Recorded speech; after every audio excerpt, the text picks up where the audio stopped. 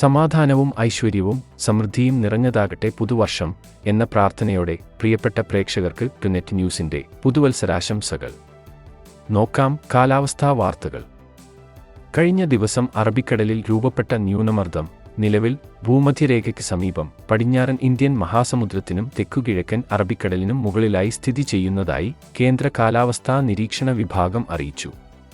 ഈ ന്യൂനമർദ്ദം അടുത്ത 24 മണിക്കൂറിൽ വടക്കുപടിഞ്ഞാറു ദിശയിൽ സഞ്ചരിച്ച് തെക്കൻ അറബിക്കടലിന്റെ മധ്യഭാഗത്തായി ശക്തി പ്രാപിച്ച് ശക്തി കൂടിയ ന്യൂനമർദ്ദമായി മാറാൻ സാധ്യതയുണ്ടെന്നും കേന്ദ്ര കാലാവസ്ഥാ നിരീക്ഷണ വിഭാഗം അറിയിച്ചു.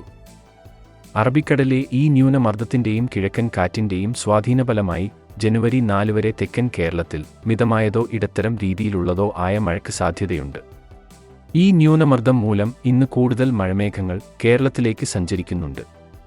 ന്യൂനമർദ്ദത്തിന്റെ ഭാഗമായി ലക്ഷദ്വീപ്, കന്യാകുമാരി കടൽ, തെക്കുകിഴക്കൻ അറബിക്കടൽ, ശ്രീലങ്ക, മാലദ്വീപ് എന്നിവിടങ്ങളിൽ ഇന്നും ഒറ്റപ്പെട്ട ശക്തമായ മഴ പ്രതീക്ഷിക്കാം.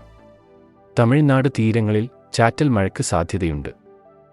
അതേസമയം തിരുവനന്തപുരം ജില്ലയിൽ ഇന്ന് ഒറ്റപ്പെട്ട ശക്തമായ മഴയ്ക്ക് സാധ്യതയുള്ളതിനാൽ കേന്ദ്ര കാലാവസ്ഥാ നിരീക്ഷണ വിഭാഗം യെല്ലോ അലർട്ട് നൽകിയിട്ടുണ്ട്. കാലാവസ്ഥാ വാർത്തകൾ കൃത്യമായി ലഭിക്കാൻ ചാനൽ സബ്സ്ക്രൈബ് ചെയ്യുക. നന്ദി.